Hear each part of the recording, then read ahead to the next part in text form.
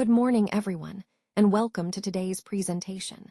I'm pleased to have the opportunity to discuss with you the validation of preservative efficacy testing, specifically focusing on the PET or challenge test. My name is Dr. S.K. Singh, and I hold a PhD in this field.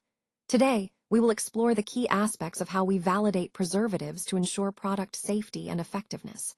We'll cover the principles behind the challenge test, its importance, and the methodology involved.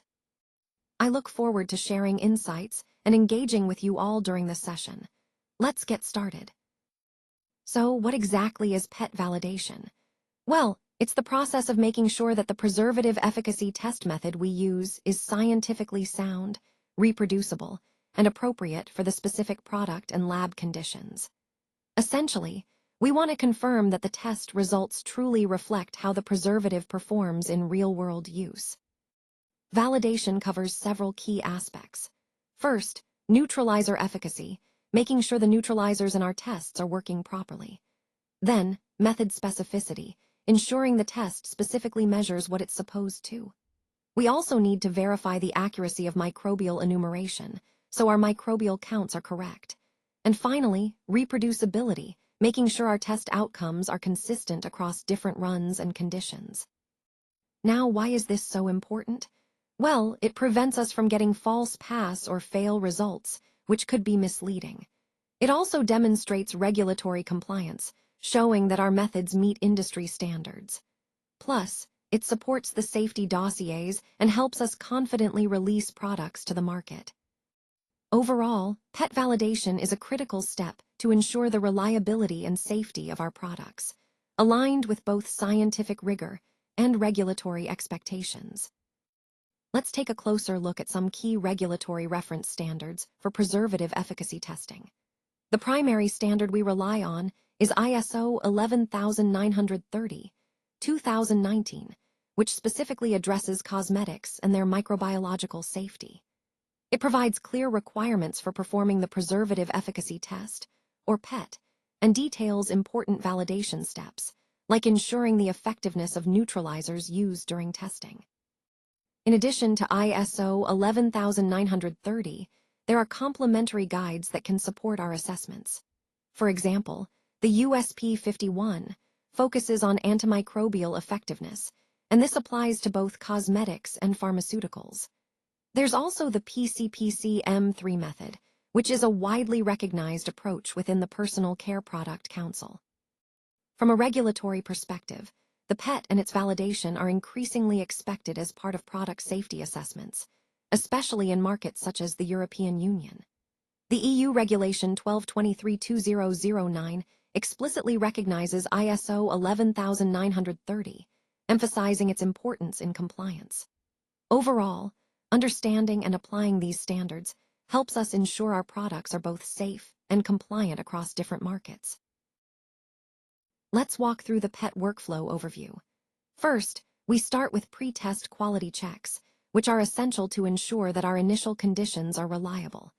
Next, we move on to neutralizer validation, where we verify that any neutralizers used won't interfere with the microbial counts.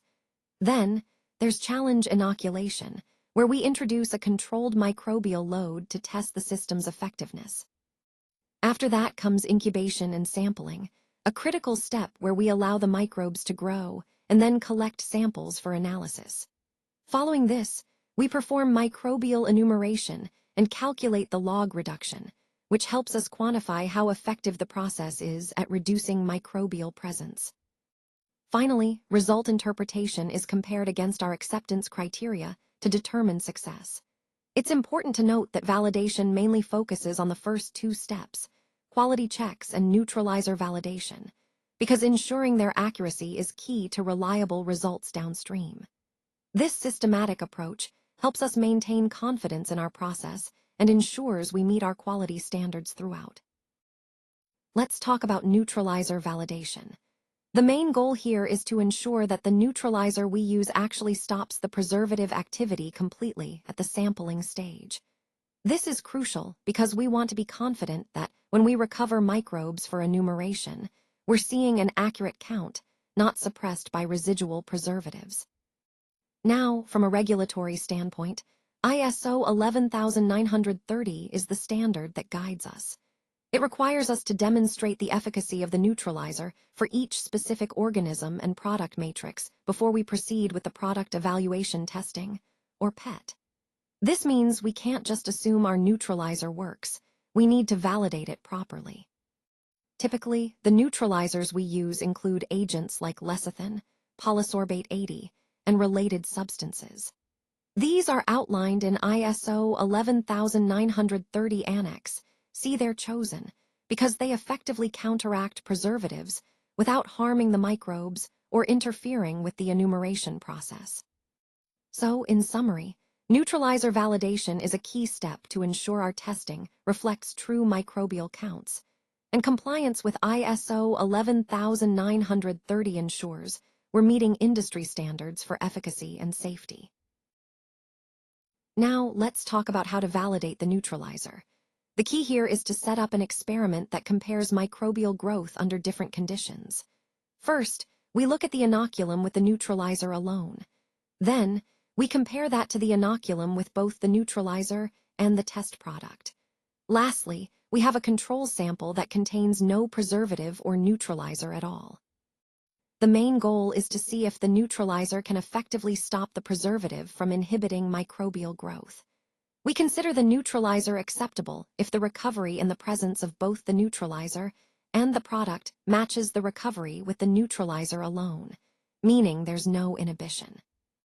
For example, if the mean colony-forming units, or CFUs, are 1 million with the neutralizer only, and 900,000 with the neutralizer plus the product, we calculate the log difference. If this difference is less than or equal to 0.5, then we say that neutralization is acceptable. This approach helps us confirm that our neutralizer is working properly, which is essential for accurate microbial testing and ensuring the safety and stability of our products. Let's take a closer look at this neutralizer validation example.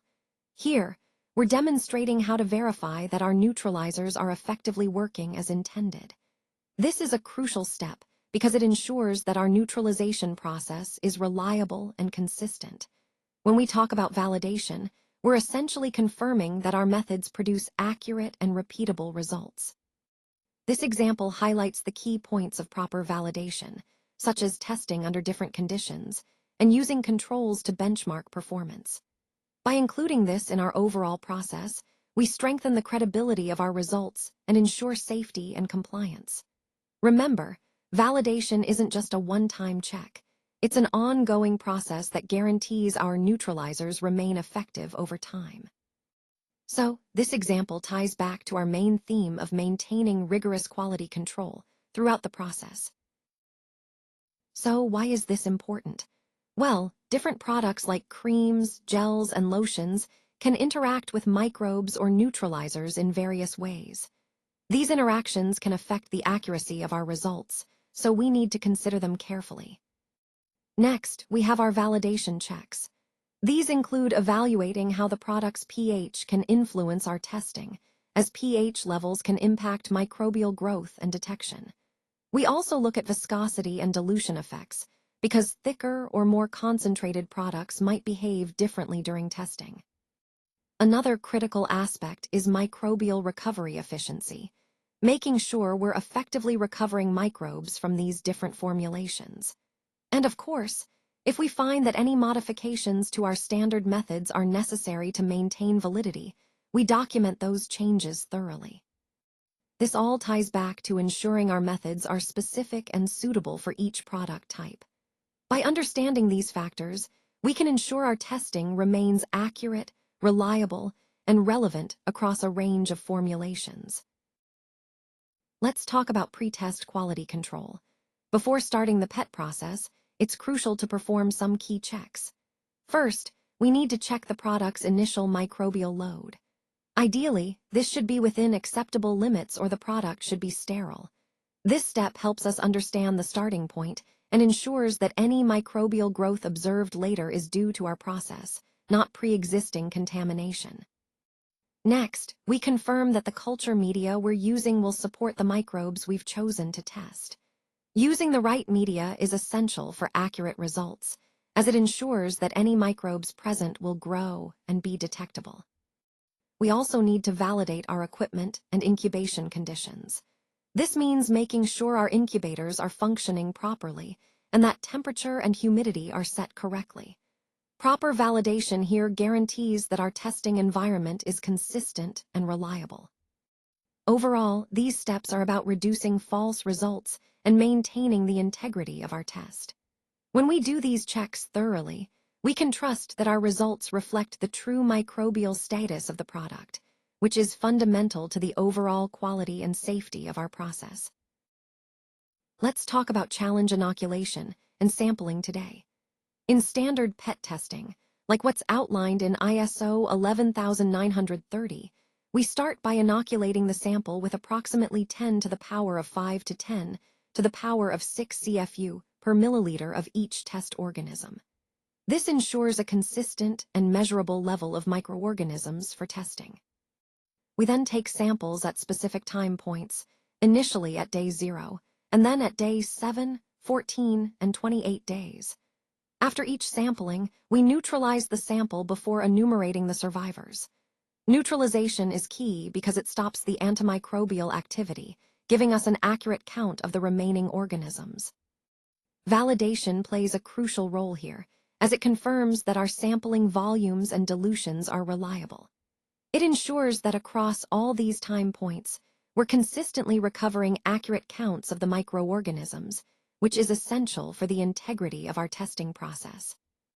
Overall, these steps help us accurately track how effective our product is over time, and proper validation ensures our results are trustworthy and reproducible. Let's walk through an example of a microbial reduction calculation. This slide highlights how we can quantify the effectiveness of our disinfection process. First, we start with the initial microbial count, which is the number of microbes present before treatment. Then, we apply our reduction factor, which represents how much the microbes are decreased after disinfection. The key concept here is understanding how to calculate the final microbial count by subtracting or dividing based on the reduction. This calculation helps us assess whether our disinfection process meets safety standards and ensures microbial safety. It connects directly to the overall theme of ensuring effective microbial control in our practices. By understanding these calculations, we can better evaluate and improve our disinfection methods.